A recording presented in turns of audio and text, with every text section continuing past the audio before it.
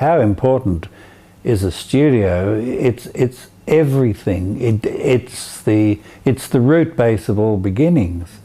It's there that you have your certain quality of affections, like paintings that are no good, and paintings that are full of promise, paintings that you began that morning, and you deceive yourself by thinking you're a genius. I have painted in odd places, but I find the studio builds up a kind of energy, and I usually light some incense and kind of do a few things to make it my space, and then yes, it's kind of charged with energy really after a while. Yeah. In the studio, I've got points of references, books, imagery that I can just quickly lay hold of it. It's a wraparound thing that I've come over the last 15 years since 20 years since I had the studio, and it's become quite an important part of my life. But I quite like the idea of the studio as being like a kind of, like a theatre, a little stage set for yourself to be an artist in. And I tend to make things in the studio. I make, over the years, off and on, I've made lots of sculptures in the studios, not so that they can become works to exhibit, but as part of this whole idea of working in and ornamenting and decorating and playing. It's like a little, I guess I'm very much like a just crawling child in a playpen in my studio. I like to arrange the things in the studio. So if I change from one studio to another by moving house or whatever, I tend to become traumatized by the change, and it takes me quite a long time before I'm happy and playing in this new playpen and ornamenting it and playing with its abacus and so on and so forth. My husband and I moved into this studio that we're in here now less than a year ago because I wanted to live with the pictures, and it's been a complete romance to me. All my children have grown up and left home now, so I've got the luxury of being able to smell the oil paint, to wake up in the morning and have a half-finished picture, do an hour if I want to, then go and do all the other jobs I have to do as a woman and a domestic human being. And it's a luxury. I need my studio because of its space and its light. When I go out into the bush to get my subjects, they're only the unresolved drawings and notes, that is, written notes of descriptions of weather, light, all sorts of things. Then I come back into the studio and formulate the space of the painting, which is to do with the size of the painting, the content of the composition, all of these things. And I need the studio because gradually as I work through my paintings, one painting seems to feed off another, and I need them around me as I work along for the exhibition. But the studio, I think, for an artist, it's like the kitchen, you know, it's like a place that you want to be. It's like where you want to kind of create something, and all of the utensils that you have around there, I think you love sometimes as much as what you do with them, you know.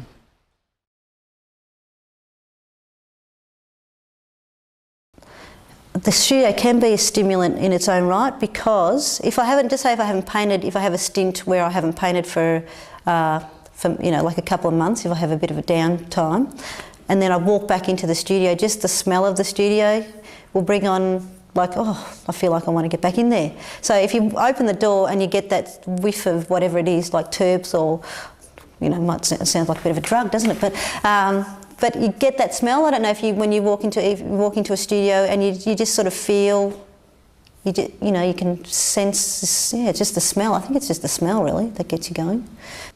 The studio I work in does influence the kind of work I do. I find that I had a larger studio earlier and the work was very expansive. This studio is kind of very confining, and I suppose the subject matter is it's become confining too as well. Most of the paintings are in this little room, I imagine, somewhere in the Cross or St Kilda or something. Yeah, that's my dream. That's my dream. I always dream about one day I have a big studio and then I could paint lots of paintings inside. And also I can ride bicycle inside as well. I can look at my painting, that sort of things. I'm pretty indulging myself then among my paintings, that sort of things. And yeah, I think especially in winter too, this studio, because it's quite messy, it's slightly got a melancholia that maybe creeps in, and I love that sort of stuff. I mean, yeah, I like depression quite a lot. Yeah. The studio itself is not enough. What does inspire me to work, which is an external thing, is music. I rarely, in fact never really paint without music, and I know that some artists need absolute silence, but I need to create a situation whereby I find the painting rather than impose myself upon it. Somehow or other I need to be in a certain sort of state of I wouldn't say lacking total consciousness, but there has to be a certain sort of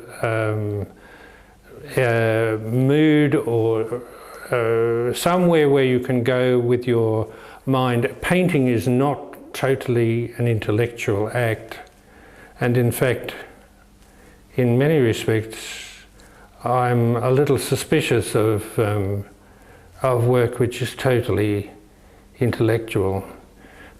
Just the space can give you ideas. Just the space that you get in your own head in the studio becomes inspiration alone. I mean, just when I'm up at the house, the phone's ringing and everything's happening, you can't concentrate and focus. But the space itself and the environment I have here, which is so peaceful, I've got just the grey box forests out here, the big skies. There's nothing to really distract me from just nature itself. It's a special place, really. Yeah. The studio has a sense of continuum, which carries with it a lot of my own imagery. The continuum of my own imagery. I know it sounds a bit weird, but I feel as though I'm in a continuum when I come into this particular studio right now, because a lot of the ideas that I've got hanging in the future, as it were, are very much related to being in this space with little reference pictures and drawings and notes around the place and so on.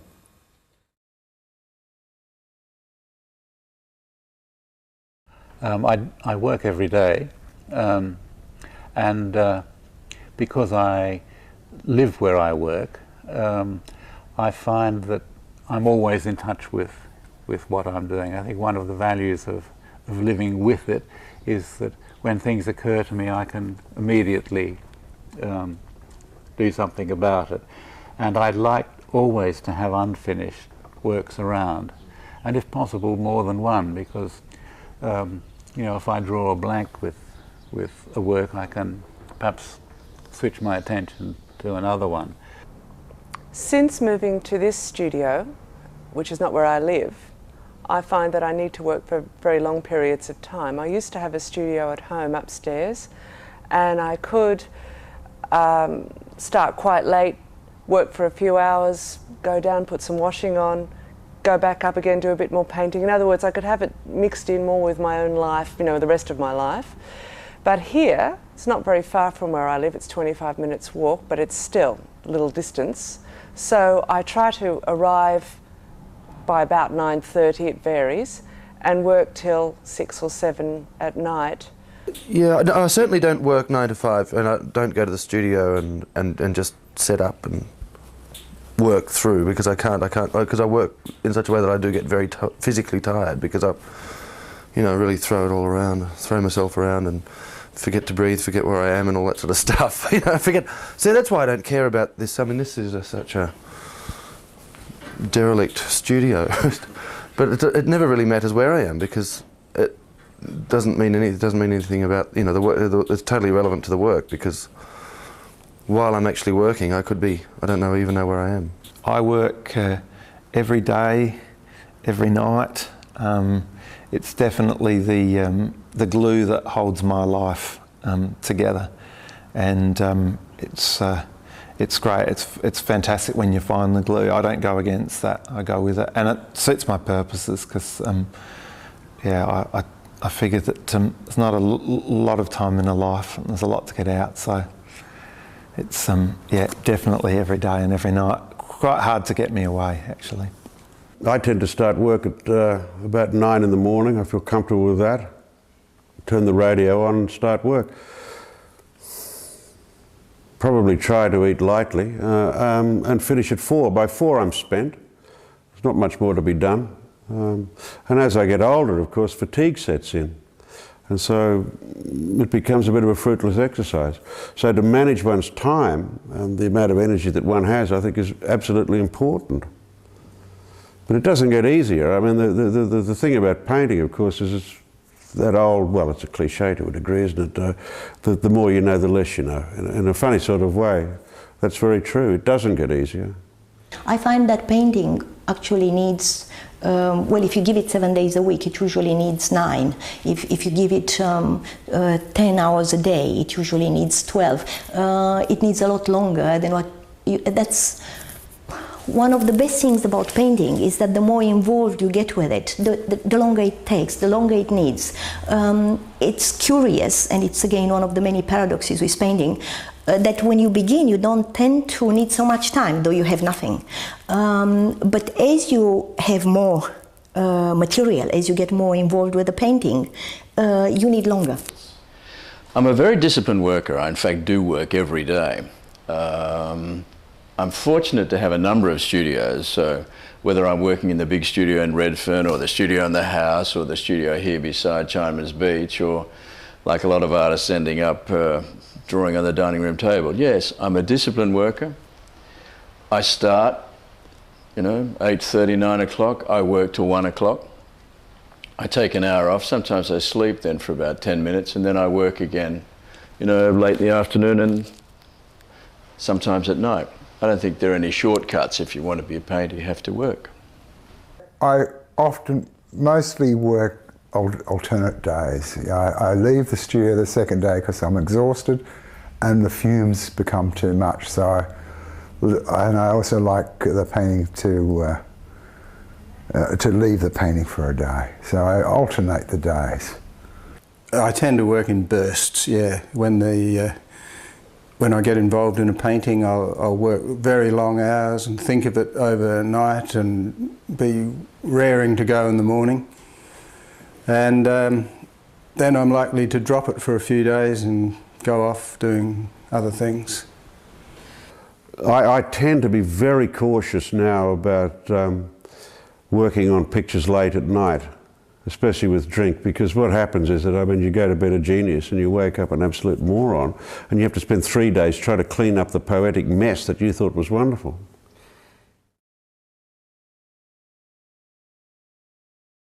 I'll be in the studio by 10 o'clock, and then I'll finish 10 o'clock, 11 o'clock. That's about my limit these days. And that 12 hours is solid.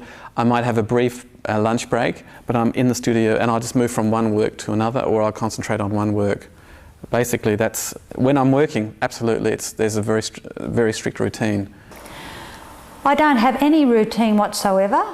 In fact, I don't like there to be any single rule that I have to play. In fact, I'll try and have the painting not knowing what's going to happen. For instance, if I've got a board that I'm thinking of that's going to be rectangle, I'll deliberately turn it up vertically so that there's no preconceived idea.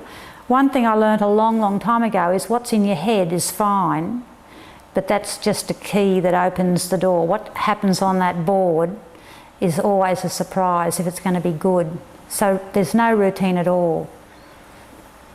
I probably have a leaning towards formality and structure, but I keep reminding myself that I'm an artist and it should be more bohemian than that. If I've had a bit of a break from some work and I'm going to go back to some work, the first thing I'll do is clean the studio. I'll sweep it up and I'll scrape down my palette and I'll reorganise things, and it's part of this sort of psyching up process of getting back into the work mode. Well, I paint any time, and it doesn't matter if I can come home from a trip pick up my brushes and just go painting. But I don't plan it, because if I planned it, then I'd spend time trying to work out a composition. So I just melt into it. So whatever I leave it to the bloke up top. I'm a great believer, and I believe, you know, inspiration comes from God. Well, it must do, because I don't plan anything. There's nothing. You won't see any drawings around here of where I've planned a painting and then I'm putting it down on canvas. I make sure that every day I do something.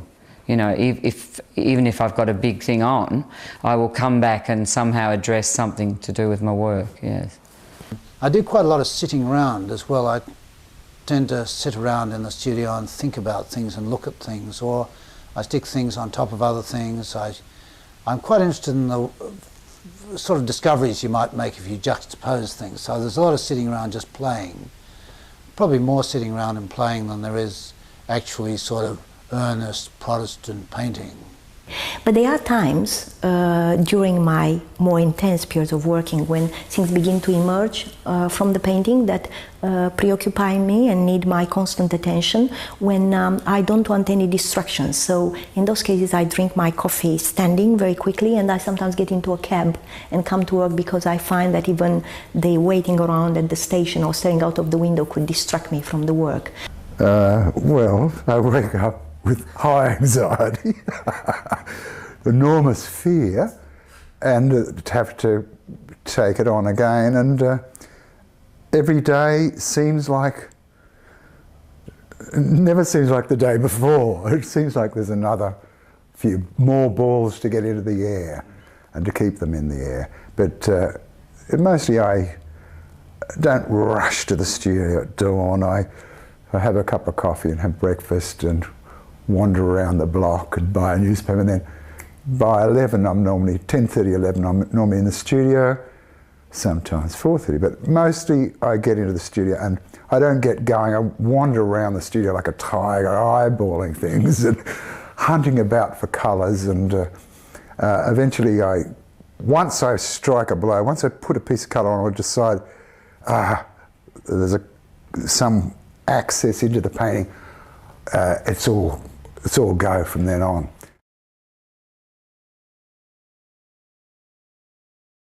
It's the light, it's the form, it's the character of everything around me. I love looking into faces, and bodies interest me, comparative anatomy, the anatomy of trees and plants, and colour, the atmosphere, the way it changes. That's the kind of thing all the time that fascinates me, and the only way for me to explore that, understand it, to understand my world, so to speak, is to get out and start working, painting, drawing it. And that way it's more like I'm trying to explore and understand rather than complete a picture.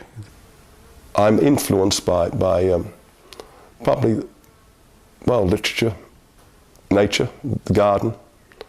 I like other people's art.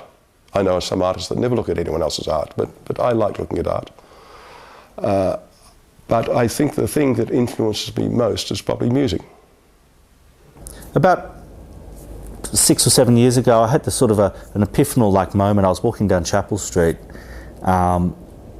after one of those sort of more darker days in the studio, where I thought, what do I paint? There's nothing in this. There's nothing around me that sort of is exciting me visually. And I went for a walk down Chapel Street, and I started seeing these people passing by, just ordinary people.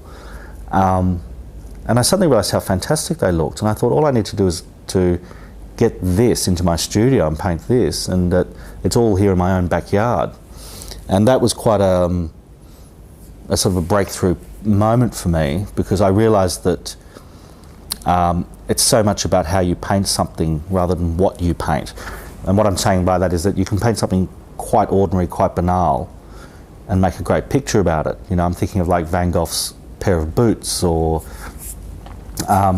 you know, a Rembrandt portrait, which is just a guy in a black coat with a white ruff and a face, and there's nothing more to it than that, but it's the most riveting painting. And I've been exercising that more and more in my own work, that I just meet people on the street, literally, and one thing leads to another, and they eventually come to my studio and I just paint them. And what I like about these people is that they are just what they are. They don't change their persona for me or fit into another mould or take on a role. They just are what they are, and that's what the painting is. Around here, in a certain time of the year, they burn off. They're all pyromaniacs in Queensland. They light fires at the drop of a hat. And the air is filled with this beautiful bluey grey haze, and the smell is lovely too. But that bluey grey haze turns everything into a straight Pierrot landscape, and it goes on for a couple of months, so it's a very beautiful time to see it actually. But that set the code for the way I see the mountains out there. I very rarely paint green mountains or any other colour mountain. It's always the bluey haze and so on. When the cyclone was there, it knocked a lot of trees on the road, and that gives me an idea. So when I come back, start to work, I'll put that on a canvas, and yeah, and about what happened after the cyclone. Yeah. The trees lying down. Yeah, all over the road, and a lot of big washaways. Which is that's another idea for me to paint. And I have to say my work is very heavily informed by my background as an animal rights campaigner, which I've been doing for years, and so that, in terms of, I guess, the underlying subject matter, that informs it. I'm not interested in particular about making works which deal with the politics of those issues, but certainly what I do reflects a passionate interest in human-animal relationships. So I'm really influenced at the moment by a part of the landscape that Australia has that's called Wallam, and that landscape is it's really in grave danger because it's just beyond the coastal dunes of all round the coast of Australia, and it's been built on. So there's very little of it left, and at the moment I'm really struggling with painting these paintings that are of a particularly beautiful part of Australia, which I find difficult insofar they are so beautiful. So I'm really trying to sort of get past that and get into what it actually feels like. Gabriela Garcia Marquez, he inspired a series of works that I did in Darwin. Other books, Landscape and Memory, the Sharma book, you know, that had an effect, and I did a series of works in 1999 that were all based on memory, because I'd always used that word in my titles for works. So inspiration can come from many different areas, many different ways. If I'm working on a painting, when I leave here and I walk outside, I'm looking at the world through what I've just been doing. So I might see the colour of some van going past, or I might see someone standing in a doorway, or seeing something around me which I think, yes, that's what that painting needs. And you're looking at everything because you're partly still in the world of the painting and partly in the real world, and you need to do that. Visits to Japan have been very instructive, I suppose, in just observing how that culture in particular interprets nature in the most absolutely, utterly refined way. I've had a funny talk with my sister about where we got our inspiration from, because my sister is an artist who works very differently to me, although I think we've got a lot of similarities, and she's very much inspired by my father's architect design house that we lived at when we were young, which was very lean lines and very modern. But I think I'm a little bit inspired by my mum's mother's house, which we went to, and our mum's mum we called Little Granny, and she was agoraphobic and small, and she never went out of her house, but she collected and never threw anything out. So when she actually died, we went through the whole house, and she had 1900 Ono bottles and paintings everywhere and photographs and just so much stuff, and it was always dark and musty and had an ancient feeling to me, and that's, I think, in my imagination, the paintings are kind of set in a combination of Little Granny's house and an abandoned sort of theatre set.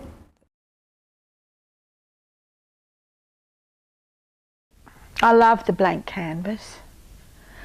I love putting the first marks on it. I love starting to do things to the big blank canvas.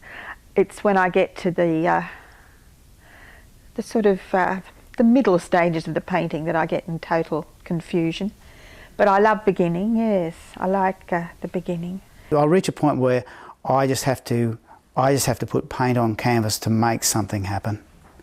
And I'll go, the blank canvases, I'm always quick to start. I've got too many damn ideas at times, but I'll get to a point where a composition's nearly finished and I have to make a decision, and I have to just get up and paint the whole damn thing out, even just to make that next step. And to start, I always I have silence. I don't have anything. I don't have any music or anything. Then I come into the studio and I get all my books out, or I get all my things out and I just spread them all over the floor. So I have advertisements or magazine pictures or photos I've taken, and I just have it all out. So it's a bit like looking into my subconscious, which is a bit scary. So there's just stuff everywhere, and then I'll sort of pick out ones, and then I'll move into it through there. Well, normally I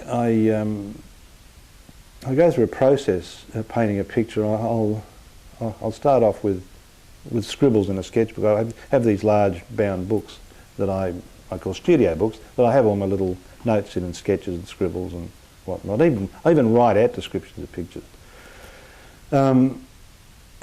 It'll then go to a bigger drawing or a pen and ink work, a watercolour, and then perhaps an etching, and then a half-size study, and then the finished painting. So there's always something on the go all the time. And if I'm sort of stuck for something to do, I'll do a self-portrait or do a plein air picture, or stretch a canvas to do something.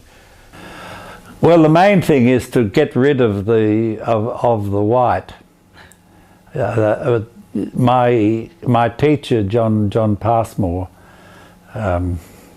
said to me, looking at one of my student canvases, and he said that whilst there was white, there was hope. The way I get started is I come in, I get a perfectly good piece of white paper and I totally ruin it. When I'm starting a painting, I always prepare it with colour. Just throw colour onto it, just without any care or thought at all. Even doesn't really matter what colour it is, but I just score it up and scratch around and throw acrylic paints around and just break that white, and then it's just a matter of using paint. Just getting the physical act of using paint, putting it out on the palette and then putting it around, and then using the drawing, because I go out into the landscape and draw and translate them to ink, and then bring the ink drawings to the studio and work from them. The best thing to do is drink. And they said to loosen up. I mean, I don't find a blank canvas too much of a problem, but a blank sheet of paper I find absolutely terrifying. And I'm capable of writing reasonably good prose. I mean, I wouldn't say any more about it than that. It'd be undignified. However, to be confronted with that page, I find that very, very difficult, in the sense that you will start one sentence and I will labour it to the point where there's no sentence there almost, But a canvas, no, if I'm confronted with a canvas, I usually know what I'm going to try and do with it. And I'm not bad at that. Now, the result's another question, of course. I tend to sometimes feel like I've got a new idea coming on, and it's often been percolating around my head for quite some time, and usually that's not attached to an actual visual that I have. So what I sit down I've got a sheet of white paper and I draw what we call a thumbnail sketch when we teach, it's like a sort of an outline. And I find things start to emerge on that, and so that's my initial kind of sketch. But because I'm reliant on what I see, I can't do anything very realistically out of my head. People look like mushrooms when I just draw them straight out of my head. Then I either make props or I use models, and I clothe my models and do different things, and then from then I do a drawing. From then I also do colour studies, and then from the colour study quite often then I'll go to the painting. So I very rarely approach a blank canvas and just start madly painting on it. That's just not how I do things. So. Well, normally I calculate the shape and the size, which is actually pre-calculated because I've ordered the stretcher. I think, right, I want a 6x6, I want a square and a half, or I want a certain vertical proportion or horizontal proportion. And the shape dictates the approach, and mostly it's a mathematical equation that I begin with to hang the structure on, the scaffolding on. In other words, I relate to the space beforehand. Once I've decided on a shape, then it tends to dictate how I divide that space mathematically.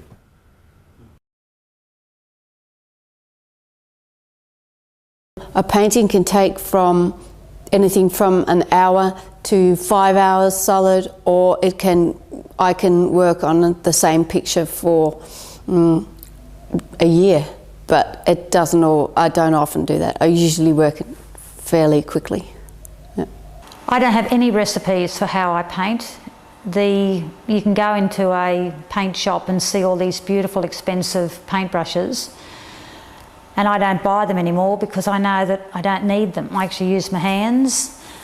I have no recipe. I don't know what's going to happen, and the relationship between me and the boards, my husband does my boards for me. I usually design the size I want the boards. I know I can do anything on the board. I can hack it in, I can scrape it, I can use a chisel, unlike a canvas where you've got to be a little bit delicate. There is no recipe. It's like, I suppose it's like a love affair or a conversation. You don't know where it's going to go. I will sew with a machine. I will start to hand sew. I will start painting over that in acrylic, and then I might assemble it in a collage way. But when I'm painting on a canvas, I really am quite a traditional painter. I will start with just drawing. The drawing out can be drawn in pencil or in charcoal. I'll actually fix that drawing sometimes. At other times I will start just very spontaneously without any idea and just let the paint itself speak to me. So there's many processes I go through. It depends on the mood I'm in. I do what I call my splosh, and then I have been keeping it very aleatoric, random, by moving with these big sheets of paper through these burnt trees. And so this has been quite a discipline. Then after that, I move in details from where I am. And so that actually has, I think, with these, there is a definite sense of moving from the wilder and the more gestural down to the more specific. So there's hope for me yet. If it's a painting like the one just behind me here, which is a single figure, I'll just work straight on the canvas. I'll decide who I want to paint in my model, and they turn up, and I basically sort of spend 5 minutes of saying, oh look, just try standing there, the light's good, and I just go straight onto the canvas. And I start with a very sort of thin washy paint, and I draw directly onto the canvas. I don't do any kind of charcoal or line drawing initially. The whole thing is actually quite vague and amorphous for the first hour or so of painting, as I'm moving forms and shapes and lumps of tone around. With a bigger picture that might involve more figures and more compositional forethought, I tend to do drawings and studies. I'm currently about to attack a very large canvas in the next few weeks, and for the last month I've been doing nothing but drawings of single figures and studies and bringing together all the things that are going on in my mind, but how I think this image is going to work, and doing it in the drawings, and then they will then be tools to transfer it onto the larger canvas. The average painting starts obviously on the computer in terms of working out the composition. I still use rather quaint old things like golden means and things, and I put those on the computer, on the image. And I work the image up in that way until I get something fairly accurately like I would like it. I then square it up on a big canvas. The process is this, it's always been this. I ink the drawing in on the big canvas. I then work with burnt umber, scraping and scratching and wiping and so on, and get the whole underpainting of the picture in one go on the canvas. And when they're thoroughly dry, I get to work with glazes and scumbling thin colour, wiping it with my hand often, you know, just putting on so I can get the right degree of transparency and so on. That's just getting, well, that's this one here, it just started at that stage. Then you get the finer brushes and detail, and you start building up the detail and so on. I generally work flat down, and so the painting is horizontal because I use liquid water paints, acrylics, as a base. So it has to be flat down so that I can control the flow of paint. And I generally start off with a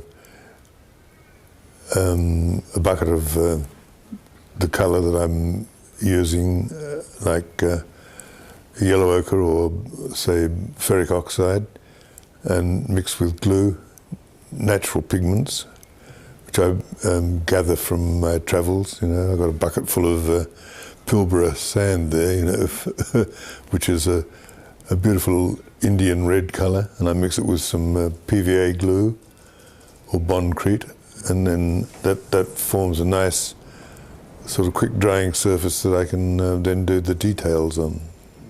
I use encaustic and heat it up and then pour it on. That takes about a month to harden or dry. I usually get at it long before I should. And that allows me to dig holes. I work down rather than build up.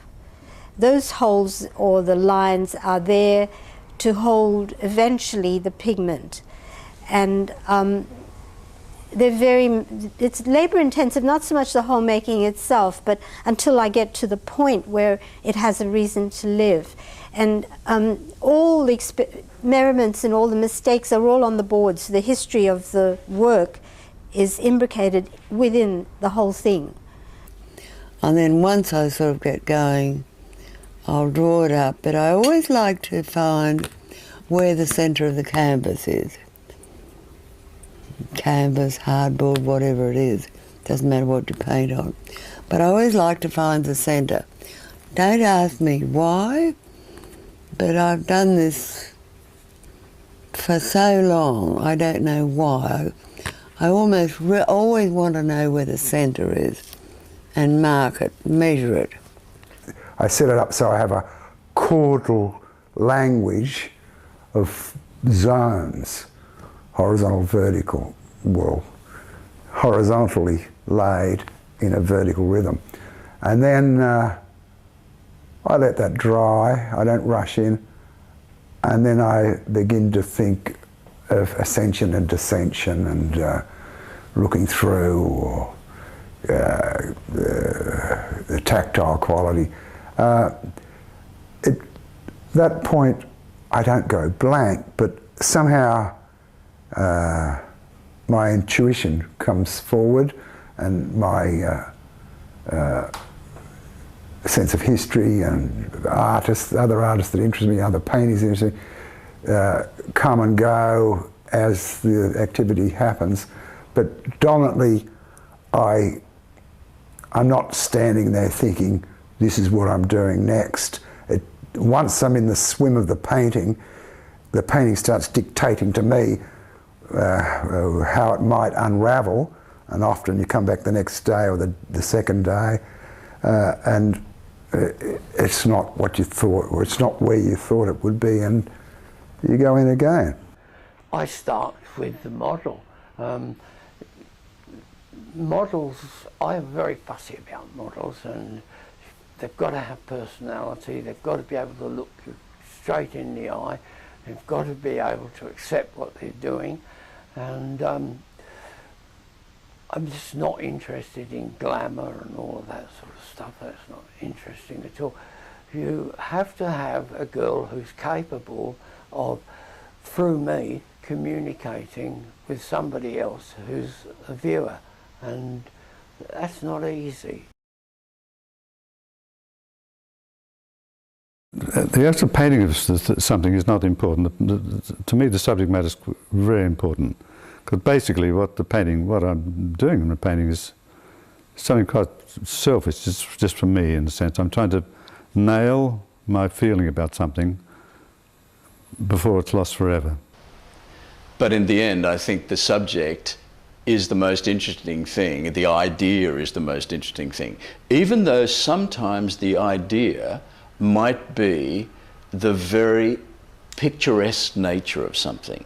And sometimes to find something as cliched as a hot day at the beach. I mean, I think I might have done a picture when I was 5 in kindergarten and called it a hot day at the beach.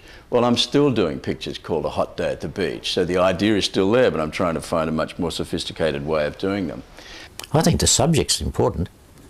I always paint something that I feel is important, yeah. Well, technique's very important too, but then again, there is times when I've painted a picture just to exhibit a technique. But doesn't sound fair dinkum, but it usually works out all right, you know, because I'm trying to expose this new technique, and I'll use any subject to do it, and that changes as you're painting on it. It'll develop into something else. It doesn't matter; it still works out all right. I never have any flops. I'm lucky. I think the process of painting is more important than the subject matter. One of the things I used to really struggle with as a figurative painter was, you know, what do I paint? And particularly when I came out of art school, I felt this tremendous pressure that everything I painted had to mean something, and had to, you know, that the narrative or the symbology in the picture had to be sort of, you know, portentous and meaningful, and basically that's not me. I mean, I'm the kind of painter who would rather just I can just sort of paint the way the light is hitting a thigh and the volume of that thigh. I find that the riveting thing about painting. But in the end, the subject matter doesn't matter that much. You know, the more you realise that if you just rely on subject matter alone, you can make a sort of an interesting subject matter, but you might be doing shit-house paintings, you know. And the thing is, in the end, what it is, the subject matter becomes less important to the actual way that you make a picture, you know, but the subject matter has a role, and it's always a sort of, it's like the thing you hang something on, and you people can relate to it as well, but it's not so important. It's not that important.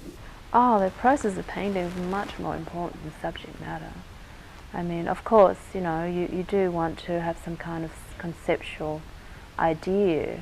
I mean, the process is intellectual in itself, but you do want to be able to kind of talk about it in an intellectual way, verbalise it. I find it's really important for me. The process is linked to the blood flow, the energy, and the energy that it takes to make a painting becomes the subject of the painting. I don't think when I'm painting. I'm much more interested when I'm painting not in any matters of weight or consequence or moment, but rather is this too dark or too light, or fairly mechanical kind of questions that are, I suppose they'd be considered very, very lightweight questions. No, I never think about anything other than the immediacy of the medium. Subject matter is very important to me. Some people they don't care that much. They want to use something just as a starting point. It doesn't matter whether you can tell what it is or where it came from or what. It's just about formal things with paint. I do care what it's a picture of. It is a picture. And I don't mind if people don't know exactly what's going on in the painting. I don't care if people misread it a bit, as long as they're in the general vicinity. For example, if it's a painting that's supposed to be, I don't know, a sad and lonely sort of painting, and they think it's all about people laughing and singing and having a good time, well then I'd feel like I've failed. So I don't mind if they don't know exactly the theme of it, but as long as they've got the general feel, there is a feeling that if something is too entertaining or too interesting or too engaging, it might be dumb or banal. And the more boring it is, and the more difficult it is to like, the more intellectual it is. There's a quote by Somerset Maugham, which I can't remember the exact wording of, and of course it's about writing, but it applies to painting. And to paraphrase it, it says, if something is entertaining or interesting or intriguing or engaging in some way, it can be considered trivial. But if you can bore them in the right way, your reputation is assured. I love oil paint as my preferred medium. Well, I'm really hooked on oil paint at the moment. I love using oil paint. I love the smell of it, I love the feel of it. There's no question that I'd find the medium of oil painting far more satisfying than working with acrylics. There's no comparison for me. I like the meanness of acrylic, the way it just dies in the bum, you know. It always looks appalling, acrylic, and that's what I love about it. It's just basically pigment and you put it on and that's it, you know. I love oil, but it's probably killing me. As a kid, I disliked oil paint. I used to make my own paint, and I used to have this awful temptation with the white lead. It smells so nice, it's like baked bread, and I always was frightened that I would eat it in the end. I like oil. I don't like acrylic because it's inert and it doesn't leave the mark you leave on the... It doesn't reveal the tactility of oil. And I like oil's unreliability. Acrylic's a good medium, but it gets a bit on the nose after a while, you know. I smell like a diesel engine half the time when I'm using acrylics. Ooh, you get a little bit of the water where you wash your brushes and put it under the microscope and it looks like St. Paddy's Day races. And that's overnight. I really do adore pencil, charcoal and watercolour above the other mediums, although I love oil paint. There might be 3 or 4 months I'll be working with acrylic and then suddenly I think, oh, bugger that, I hate the feeling of that, and then I'll move on to oil. Acrylic has this sort of dumb naivety to it and you can just work at it, it's so simple, and then there's a water-based thing and there's no fumes and there's no drying time as well, so you can be quite spontaneous with it.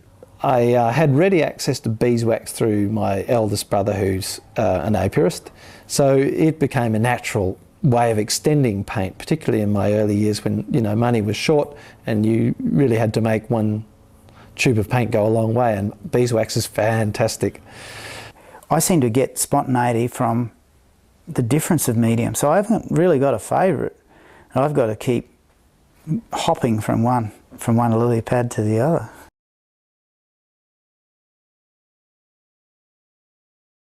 Well, sometimes you'll do a painting and then you'll think, oh, that'll make a good etching, and perhaps the etching will be the main thing you keep, you destroy the painting. Or you'll do a drawing and it'll be the best thing of all the things you do, the painting, the etching, the whatever. I tend to explore other mediums with my characters. I do a lot of work with embroidery. I do a lot of work with laser, with plywood and cutouts, and it's really nice for me to see how these characters can be reinvented, where they can play. The whole process of going into the film is almost the chattering in your mind as you're in the easel. You start to you brainstorm and you conceptualise your characters and where they can move. A small two-dimensional sketch could trigger a massive three-dimensional object, and vice versa. And a lot of what I play with is very much about those exchanges. I move from one material to another material, or form, from painting to sculpture, to prints and so on. And I try other strange materials, making flags, and I make books.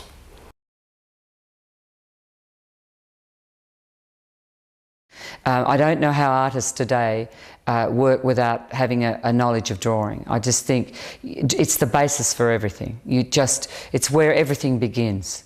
A lot of drawing I do outside in the landscape. I've got endless sketchbooks and diaries. I have to draw all the time. And it's through the drawing that the ideas come forward, and that, you know, and I think you can really tell an artist who's had some drawing ability, and you can certainly tell the ones who haven't, you know. Drawing really initially is the bones, isn't it, of a painting. Drawing, in a sense, is like an archive of the thinking, rather than drawing to make art per se. Yeah, it's much more about noting things down. Yeah. You would be surprised. I've got enough drawings from a model. If you could pulp them and turn them into bricks, you could build a 2-bedroom home out of them. So they go nowhere. They're just things in themselves. So yeah, I do a fair bit of preliminary drawing. I wouldn't just start a canvas not knowing what was going to happen. Although maybe I should. I feel such a joy with paint that I really I just go straight to the finished painting with hardly a sketch. I'm scrubbing out a lot more paintings than I did now 10 years ago, and going back to the drawing and starting again. I'm much better, I think, at editing than I was at the start, but I guess that's just a process that everybody goes through. There's nothing that you can't do in drawing that you can do in painting. Painting, for me, was an exploration of atmosphere and colour. It just added another dimension to drawing. Look, I think it's so important that an artist who can't draw has a limited future. It's as vital as that.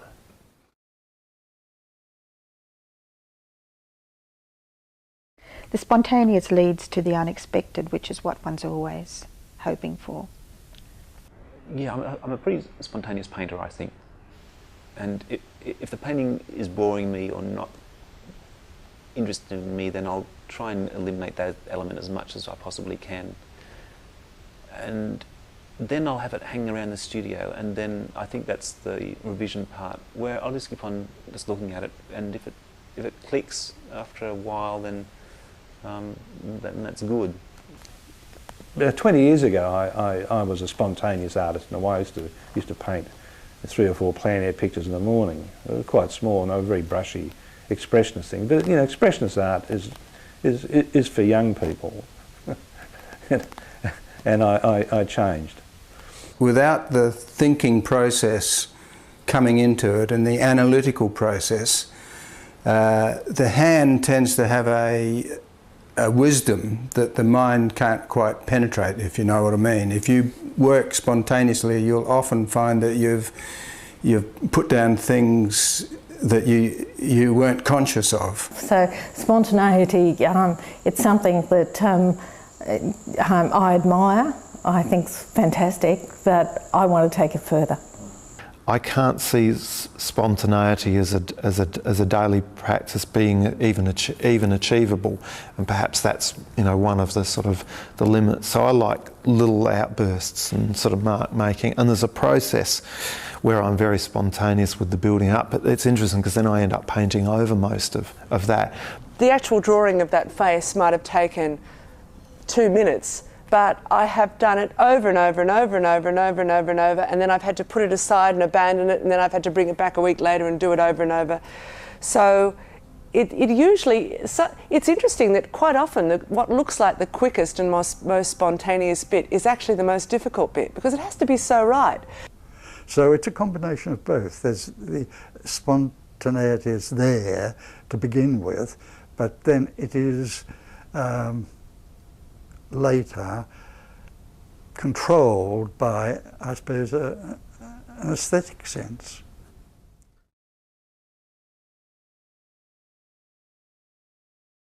Oh, destroy works, yeah. Which my husband can't stand, because I come in there and I'll go, I can't stand that painting. I feel like I just need to get a knife and just slash it. I have slashed a couple of paintings, but they're not like, I control myself now. But so now what I do is actually just paint over the canvas So you'll probably, you know, years to come, they'll probably be X-rayed and there's probably 3 images underneath them. So I do paint over the works, yeah, definitely, yeah. I rework pictures sometimes, you know, 10, 12-year-old pictures, work over the top of them, change them, alter them around, which I enjoy doing. And I probably destroy, say out of a year's work, at least a third of it would probably be destroyed. But that was just like a decision I made that, you know, now that I'm getting older, you're in the hands of the curators if you die, and they come into your studio and everything's there. And you'll get some weird curator with some weird bent who'll put up a show that is his idea of what your art's about. And I thought, fuck that. You know, I just thought, no one's getting their hands on these hokey things. And so I destroyed them. I destroy a lot of works. I've had several bonfires. We were living in some mountains on the Victorian New South Wales border, and we had the most spectacular bonfire one night where I burnt my life's work with there was no sense of elation or of depression or anything. It was just nice to see the sparks going up. I tend to think that artists all have too much work. Things get sort of destroyed. Sometimes you paint over something. You think you can sort of do it better, you scrape it off, you paint over something, except you only realise you only clogged the whole damn thing up and it gets worse, you know, it gets worse and worse. You think you can rescue it sometimes. In the end, in desperation, you put your foot through it, you know. I find that I have to destroy them because the canvas becomes cloyed. And not only does the canvas become cloyed, but one's memory of the damn canvas becomes cloyed, and you see it as a sort of an insult. I don't often rework a picture and try and, you know, I think if a picture should work, you know, with a certain fluidity over a few times. I mean, you know, you come back to them and come back to them, but you know, once you know that you're sort of, you know, it's like when you fall over. When you're physically falling over, you know you're going to go. There's nothing you can do about it, and you just go. You're just going to have to say, well, here I go. You know, so you know you've lost it. The picture's gone. I destroy quite a lot, much to some people's chagrin, and I work over things. Things come back from shows and I look at them and think, oh, I can go further with that, or I really want to change that. And so, you know, I get back to work on them. Yeah, I just love destroying things. I mean, that's how I really started painting, by destroying something and trying to save it. And then again, yeah, and I love the random marks that are underneath, peeping through, and they're totally unrelated to what's going on top, but they still give it some endeavour and they give it some interest. And yeah, I love working over my paintings. And the other day I was in Melbourne painting a portrait at a big institution, and there was one of my earlier portraits there, and I was in this room all by myself working out my composition. The sitter hadn't arrived. There was one of my paintings there that I'd done about 15 years earlier, and I'd looked at it, of course, and then I you know, during the breaks and things, I'd stop and look at it, and I thought, that background is just too green. So one day I just got out my paints, I rubbed off the varnish with terps, and I repainted the background. And nobody at the institution would have noticed the difference, but I'm very happy that I had that opportunity.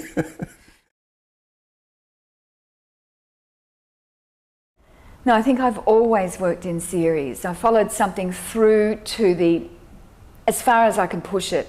So that becomes a complete series, and it's sort of a complete oeuvre within that series.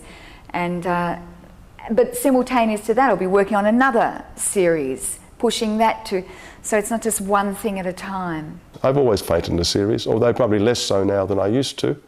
I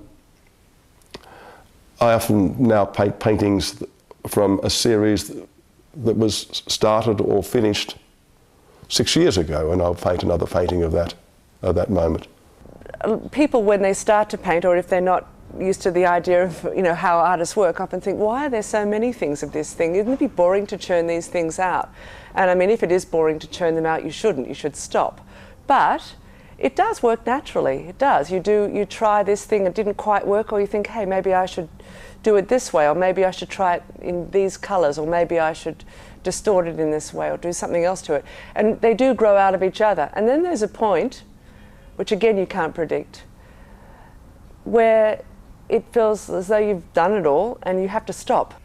I have painted in series in the past, and those little ones were often in series based on classical myths and so on. But these late ones, I think, are one-offs.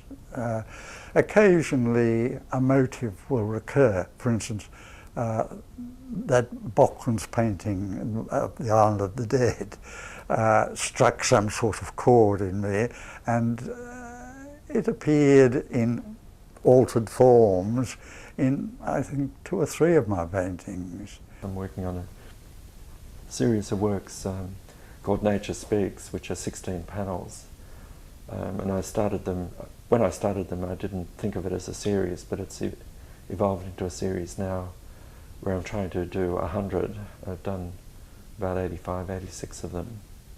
And I find that the series actually format, it has quite a lot of power. Because it allows you to, not every work has to be a masterpiece or equally attention-grabbing. There's room for, quieter works, or even kind of fairly, kind of works that don't speak very much, but are interesting within a larger body of work. And sometimes a series is short, sometimes I have an idea that I really need to paint, and like my series of game birds that I did, and they portraits of game birds. I saw them at the show and I really needed to do more paintings of them, and I maybe made 40 studies of birds and felt that was enough, and now I'm on to my cactus. So sometimes I'll work on one set of paintings for a year or 2, and sometimes it'll be a couple of months. I actually thought I would try and paint a series of just people walking their dogs, and how many ways I could possibly do that motif in every possible way I could possibly, not to reinvent a style, but try and work that motif as hard as I could. Horses was my first, because I was horse-obsessed, passionate little girl, so I did that when I went through art school. I just did horses. Then I was over the horses when I finished art school, and I didn't know what to do. I had a very small studio, so I did still life, I did cups and saucers. And after that I painted a shell show. Then I had a food show where I painted, I guess I brought the plates back and put the food on the plates. And my landscape show, and the cock show, and now the cactus.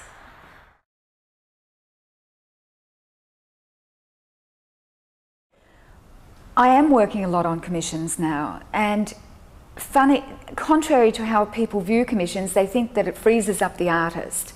But because I'm working from a highly designed perspective in the first place, for me, it's like a new set of problems are given, such as a new type of space, such as a new climate, such as a new surface area.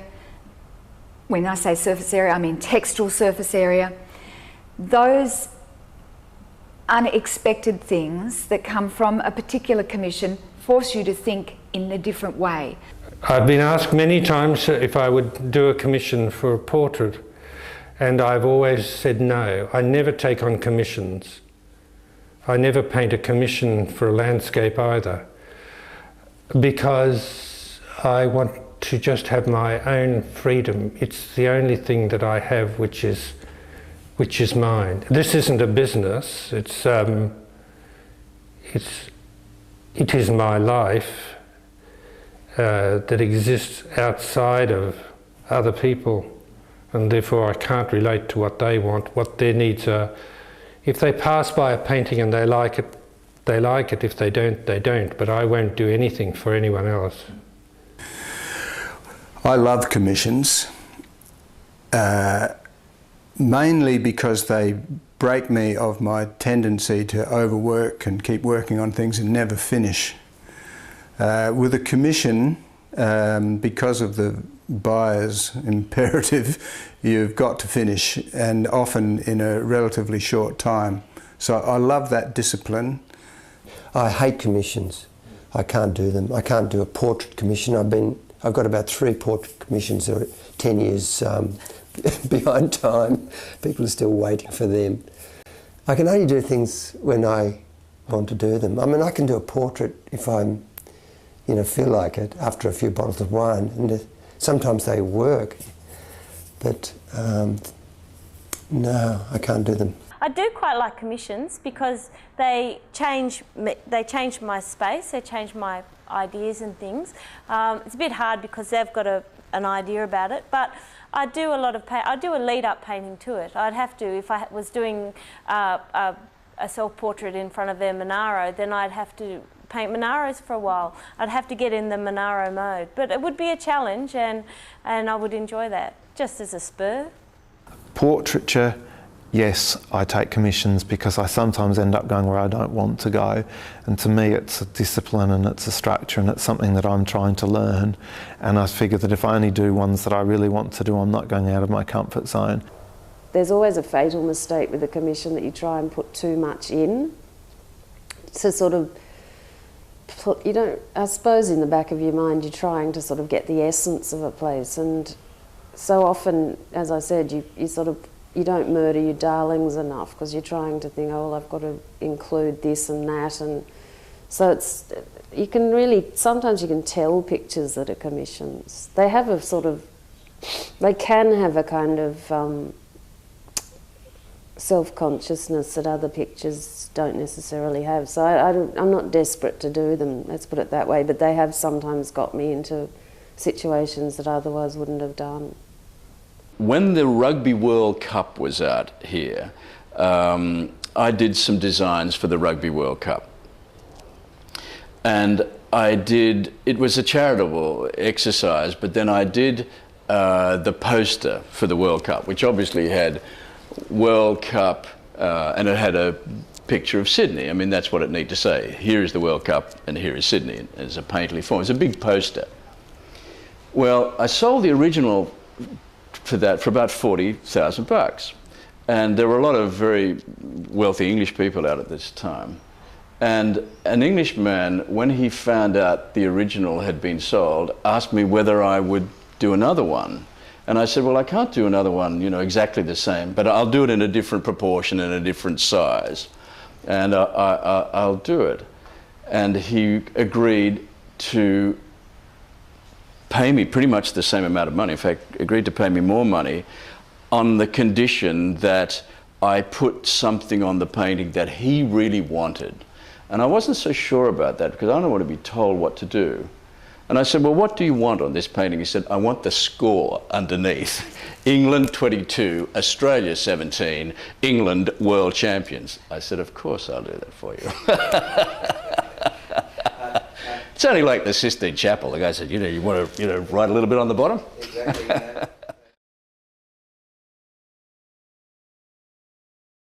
When I first saw the masterpieces overseas, when I first went overseas, I realised how many mistakes were in these pictures. I thought it was terrific. I thought it was great. I mean, to be a huge sort of David picture and the knee would be wonky in one of the things. You think, well, he left it, So there's always something to learn from something you've done that's not particularly right. So no, I don't really believe in mistakes. I think the only way forward is by making mistakes. I've made lots of mistakes, I suppose, in painting, but they're not mistakes, and as I have in life, because they're an example of what you did then, and you learn from it, I hope. You try to avoid mistakes, obviously, but when they happen, and they do, I assure you, even to the best painters, then it should be a case of joy, because something's going to come out of it. Mistakes are like a bolt of lightning out of the blue. I mean, they're sort of fantastic sometimes, so in terms of developing work. Very rarely I do a few workshops, and honestly, 90% of that workshop time is getting people to make mistakes. Because what happens is people get so worried about getting it right, the paintings become not trite, but they become very similar to what was before. And because they don't want to make mistakes, they want it to be the best thing. And we all do that. That's our nature to want to do that great painting. But hey, I say, why don't you completely stuff that? And then maybe you'll have to find a different solution, because if you just go on getting it right instantly all the way through, it will be the same painting again. I would say there's no such thing as a mistake, no. Yeah, the mistakes are probably God's answers. In works, a mistake is an important thing. It's the marred thing that you have to have, like say the Japanese mar something, the pot or whatever they make, because there has to be that way for the spirit to come in and out. I like that idea. A mistake for me is something that's wrong, and I think in art there's nothing that's wrong in a sense. I think anything that happens, there has to be some dimension of judgment, otherwise, well, you know, why are you here? But if something's not working, I wouldn't call it a mistake. I'd say it a way to find something that is working for you, or a step in the right direction. And even if you have a really, you know, a show where you look back on the work and think, God, didn't really do it for me. I mean, inevitably that is going to lead you to the stuff that is working for you. Oh yeah, God. Sometimes mistakes can be good, but there's, you know, I can think of any number of paintings out there that it's hard to go back and look at, because you go, oh God, what was I thinking?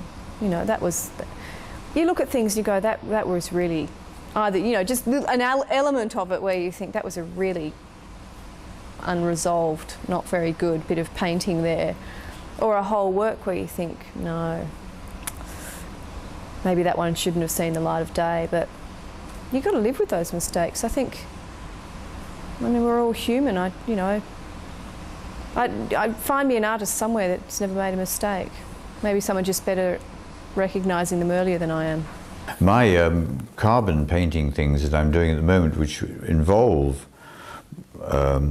relating to the actual burnt stuff of things, all came from a great big mistake. I was doing a really boring, very serious drawing of an area of burnt tree, and I was doing it with wonderful care, and it had a nice quality, but it was I'd been doing it for 2 days, and then the wind blew this biggest piece of paper onto the tree I was drawing, so I couldn't draw the tree anymore because it was demolished.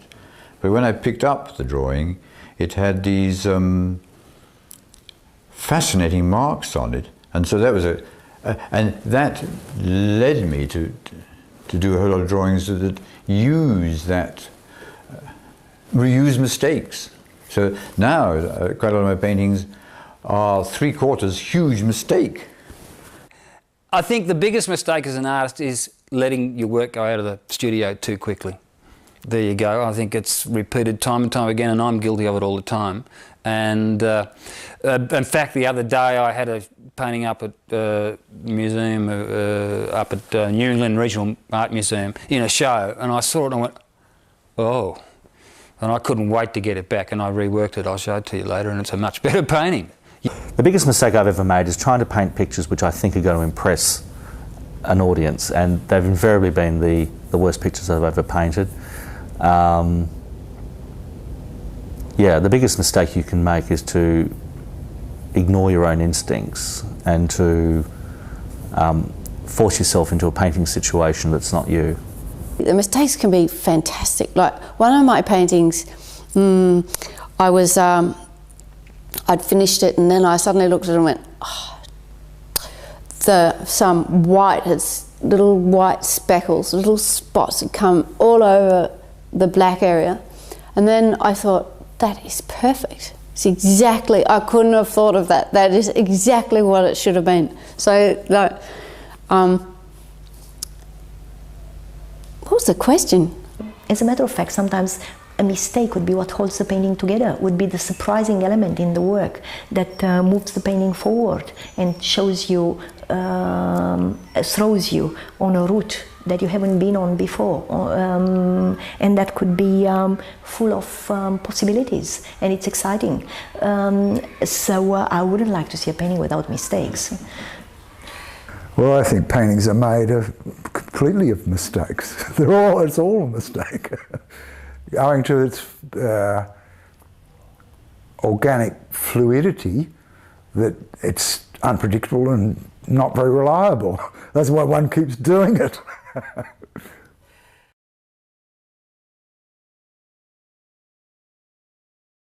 I get painter's block every morning when I walk into the studio.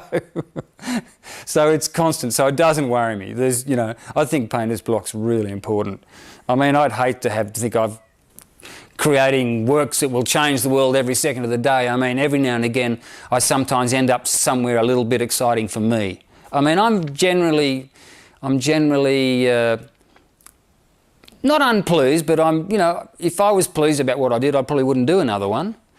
Artist block is something that you suffer from time to time, yes, quite a lot actually. Gets worse at times. Then I like to go out to the racetrack or the footy ground or something like that, and I try to avoid things. Then you kind of, you know, have a blue with your wife, or you know, get cranky with your kids. You do all those sort of things, yeah, and then actually, then you somehow, when it finally ends, and you sort of back up against the wall, you feel really good. You know, things are okay. Life's good again. You know, and you're pleasant. You're a pleasant fella again. I don't think I ever really do get painter's block. I don't know if does anyone get painter's block? I don't know. I mean, I don't think so, no. I mean, I do, sometimes I feel very disillusioned with what I'm doing, and I feel like I don't know how to paint, and it feels all pretty bad, and I've had to wipe off or scrape off a whole lot of paintings that I've done. But I don't think I have ever felt that I don't know what to do. I've always done something. I've always been drawing and painting, and I've never ever really stopped. Even if I've been travelling or I've been somewhere where I can't work on a large scale or maybe paint in oils, I've been drawing. There's always something. Oh yes. A lot of time actually I'll sit in front of my canvas, even some already half painted, I still can't do anything. I've just spent the whole day just sitting there, but nothing come up. So I just listen to the music and then watch my painting and just stare at my canvas for a whole day and do nothing. I don't consider it necessary to paint every day, and if I don't paint for sometimes a month, it never worries me because I'll be thinking or reading or walking or doing other things or having a love affair or that kind of thing. So I've never suffered from artist block. You know, it wouldn't worry me if I never painted again, I don't think, because that means that I'd be doing something more interesting. I do get painter's block. I get painter's block, not a lot, but there are, usually if you're painting an exhibition and it's taken you 2 years to paint an exhibition, the painter's block usually comes after the exhibition. So you have the bit of a downer after, because you've got this climax to the show, and then you have this anti-climax, and then you think, oh, that was all a bit sort of, so what? I think artist block often happens because you're jaded, and you've been too busy, you've done too many shows, there's too much demand on you, you start painting for a market, and I think it's time to leave it alone for a bit. I think you've got to know when it's time to travel and look at other people's work. I think there's a time to become very insular and concentrate on your own work, and I don't go to shows when that is happening for me. Like now I'm just 2 weeks away from a show, and I'm not really interested in seeing anybody else's work, but after this I'll spend a month reading. A lot of my ideas come from literature and not necessarily looking at art magazines. It's novels, you know, biographies, and something. You just have to give yourself time. I call it impasse, and of course every painting except for 2 paintings I've had block at some point.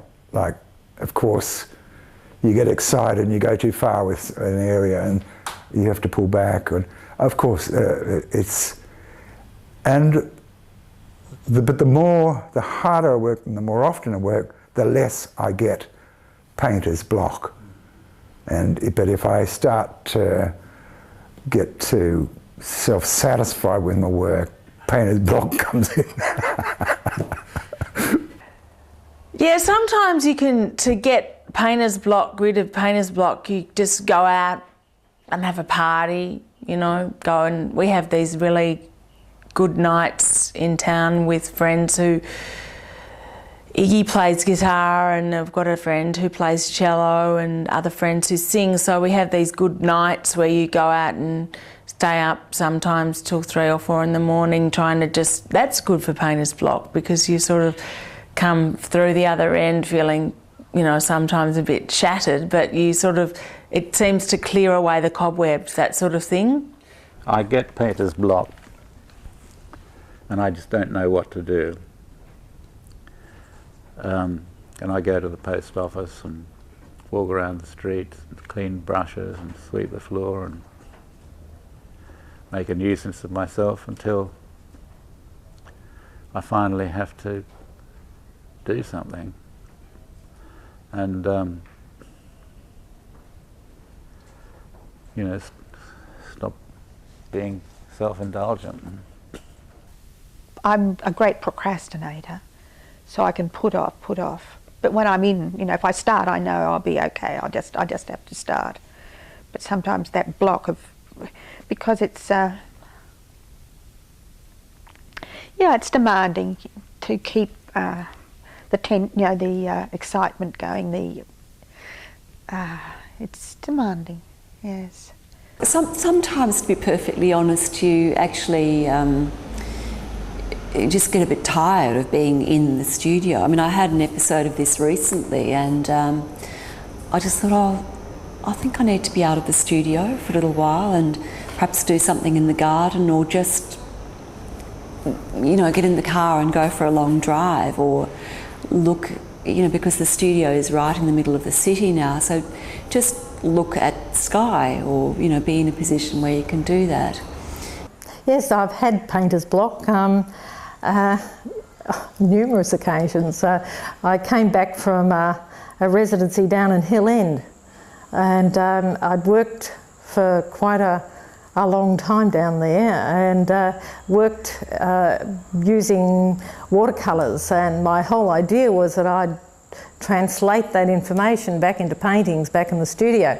Well, I came back and had a crack at it and somehow I wasn't close enough to the whole place to allow that to happen, so I went back again and I spent some more time down there thinking that I'd be able to get past that problem that I was having. I was really transfixed by the place. I found it really quite wondrous. The whole idea of gold was quite magical to me because my whole family had a history in the process of gold mining in Australia, so I was very committed to that. But again, coming back, I spent another 12 months working on paintings, and I've probably got 40 paintings put aside that I've just put aside. So they're aside and I'll come back to them at some stage. I won't let them go, I'll go back to it again, but at the moment that's not happening. So I've moved on. Well, there was a period of time when I knew nothing else but painter's block, and I think that's not necessary. I think that's not necessarily a bad thing.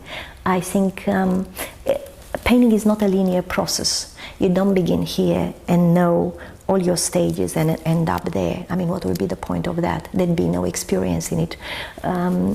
So they go through they go into very dark alleys, they go into very unclear territory.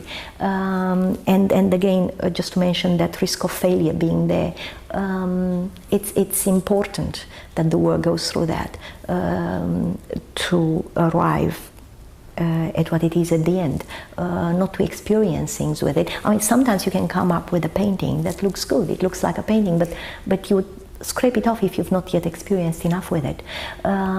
So painter's blocks, well, are inevitable, and the way you go through them is, well, you just go through them and come to the studio every day.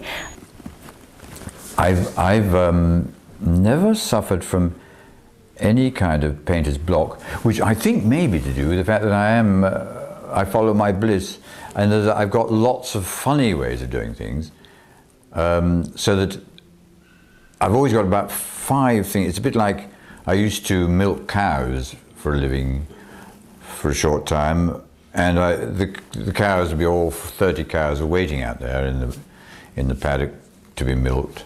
No, it wasn't this kind of milking. It was actually machine milking. And my idea is a bit like those cows. At this moment I've got about 10 cows out there, and my problem is not that the cows have all died and I've got painter's block, but that which cow am I going to milk? It must be. I'm quite lucky like that. I think part of the block business for someone of my generation anyway is to do with that life experience and also art experience. I think that the more, in a way, the more you know as an artist, the more you've seen, the harder I find, the harder it gets to actually feel that you can tack what you're doing on to that huge and endless depth of human knowledge. I don't think there is a thing for me as a painter's block. I think it's just a matter of, I suppose it's a bit like surfing, not that I'm a surfer, but using the metaphor of a surfboard. You can see surfers on a surfboard just waiting for a wave, and they just wait, and they can wait and wait and wait, but you've got to be there to take it. Interestingly enough, this studio has inspired me because of what I am living in. I'm living in a rural area, and it's been the most incredible feeling of wanting to paint where I am. But that might dry up tomorrow, and tomorrow I might wake up and think there's nothing to paint. You can't get too upset about it, but when you haven't got anything to paint about, it's not that you think it, I don't think it's that I've got a writer's block so much as just hang in there, stay on the surfboard, something will happen. I do suffer from artist block, especially when I'm moving into a new area.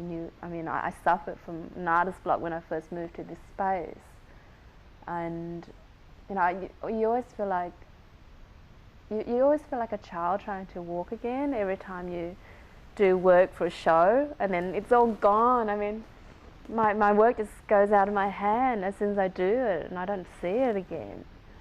I go through months where I just really struggle to find any meaning in anything that I do. And it's such a fine line between one painting that is just bad and meaningless and another where it transcends itself and it's inherently meaningful.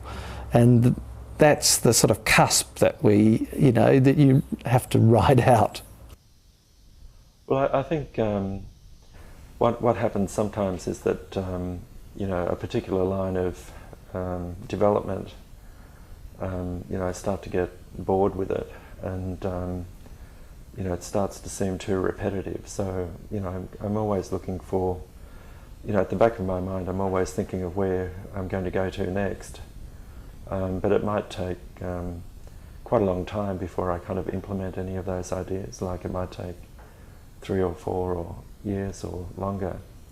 One thing I do is I now keep like these A4 sheets of ideas, and I've already done about 2,000 pages, and so if I'm ever stuck, I'll just go and have a look at them.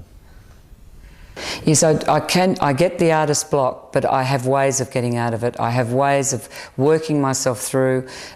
Just music can lift me out of it. It's usually literature. It's time, and it's weeks and weeks of working on maybe drawings instead of working on paintings. That can get me out of those blocks. Just going back to drawing, going back to painting in the landscape. going back to just collaging. I used to tell my students, you know, play, get a lot of rubbish, get some old magazines, sit on the floor, and I often do that. I sit on the floor and rip out everything that I find interesting and then start collaging it, just putting it together to make a new idea. Because I don't think you can will it. You can will involvement, but you can't will a cheerful result. You can't will. I don't think you can will it. I mean, earnestness can be often paralysing. Intent can be paralysing.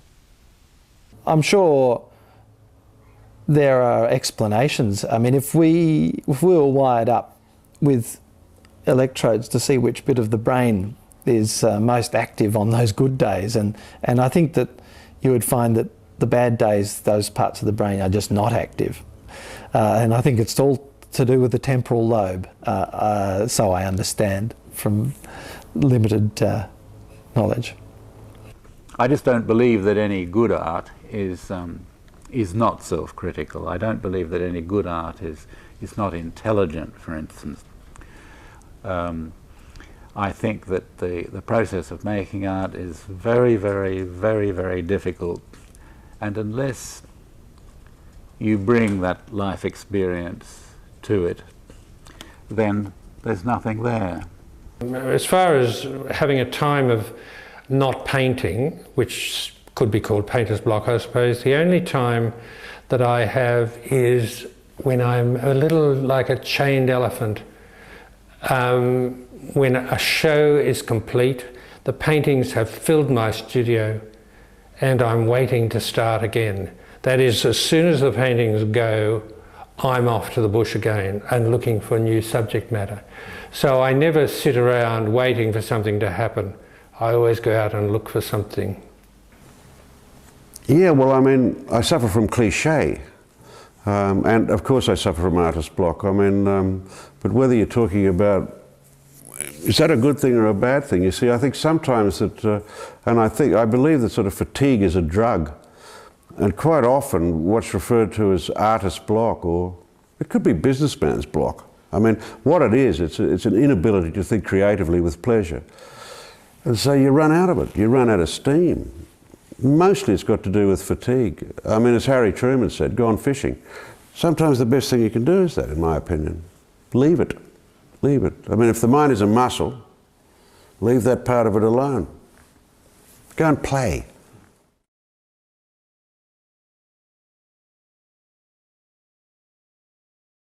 I mean, even as a child, I had this sense that, you know, you've got to earn your stripes. If you want to be able to paint a great picture or write a symphony or, you know, write a half-decent novel, there's, you know, a long and arduous course that you have to get through, a lot of hurdles you have to jump over to earn the right to be able to make that piece of art. And I've always thought that, and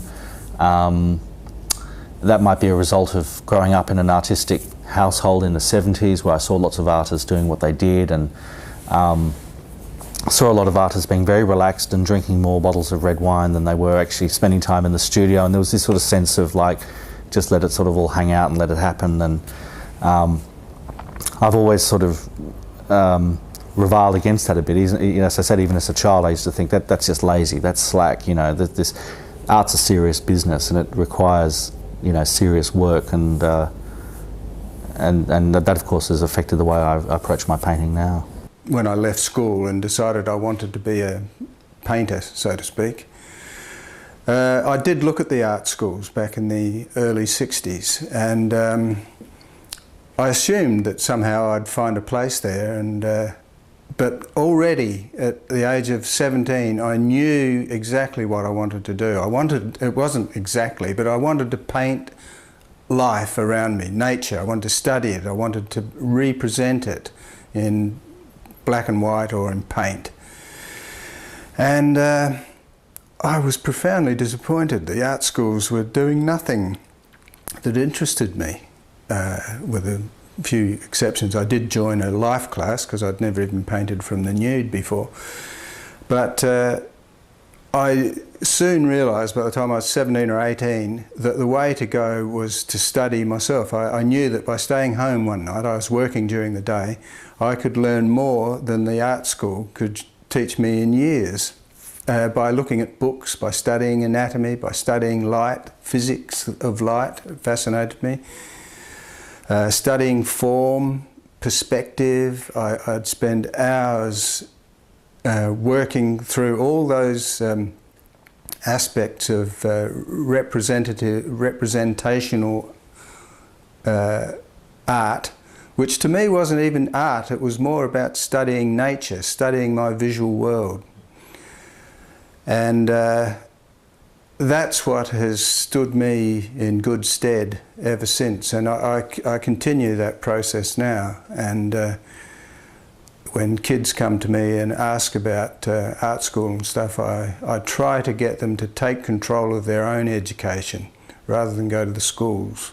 I remember going to my first piano lesson, and I was basically confronted with these endless sheets of scales, arpeggios, technical studies, etudes, and I said to my teacher, I said, "Oh, don't we get to play any real music?" And he said, "You just concentrate on this first." And literally for a whole year we just had to do technical work studies, there was orchestration and then quite a severe discipline applied to the whole thing, as opposed to my first day at art school, which happened some 7 or 8 years later, where I was basically put into a little box-like space and told to make art with virtually no instruction or tuition whatsoever or guidelines.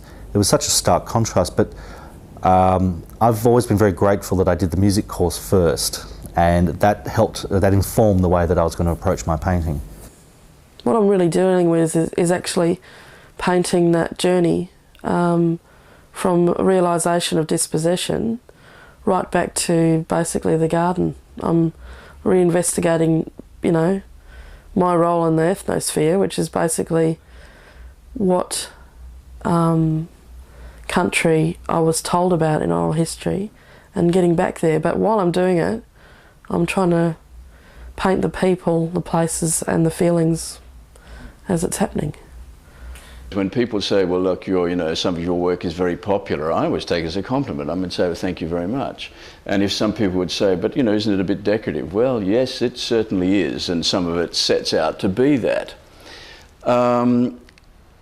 It used to worry me more in the past, I guess. It doesn't worry me so much now. But the concept that somehow that art is only good if it's impossible to understand, or if it's somehow the prerogative of a very narrow group to involve themselves in that, always strikes me as being slightly strange, in the sense that if you love art, and I do believe in the time in which we live, when television is so powerful, that the role of art, I think, or certainly for me, is about beauty, is about the joy of living, is about the great love of colour, and especially, the great luck, I think, of living in this particular country. You can't compete, or I don't think that you can compete with the terror that you see in instant photography of what's happening in various parts of the world. And so I think sometimes artists are disappointed when they find that their art that they put out to shock isn't in fact shocking. And I would think that one of the most avant-garde things that you could be doing at the moment is trying to make beautiful things. I guess the other way of looking at it is that some of the imagery that I use, if you didn't find a way to paint it any other way other than literally, it would be too obvious. Like some of the imagery in the painting behind me would be considered pornographic. If it was painted literally and classically, it would be just like pornography from a magazine. But because I treat it in such a way, and it's very obfuscated by the treatment, you have to seek out the imagery, and it's just not as obvious. I think especially as you go further into your career, sometimes the pressures of having to come up with, a brilliant idea, it doesn't always work. And I think that's actually a really great danger for artists, probably once they hit their mid-career, is that there are these, pressures, as it were, and to, produce major work and, deep, insightful comments and so on. And sometimes I find the most, insightful thing you could probably do would be to make a small, beautiful drawing, Most of my paintings take 3 months to make, but I don't work on one at a time. I start some and then move about a bit, but eventually the paintings take 3 months to finish, and there's roughly 17 layers on each. But recently I've been playing around with glazing, and I continually try to surprise myself. And the nature of paint, it's such a tricky business, painting, is that I try to do things that paint doesn't want to do. When it's finished, it goes into the house, onto the wall, and then I live with it. And if there's something bugging you, eventually you'll see it. And another technique I use, I look at books and books and books on art. I just never stop looking at them.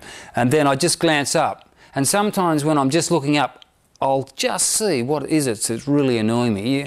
Because sometimes you can look at something and you just can't get it. You can't see why it's not doing what it should do, or why it's unbalanced, or why it's niggling at you. But it's like glancing and glancing back, and sometimes it's just, you go, right, yeah.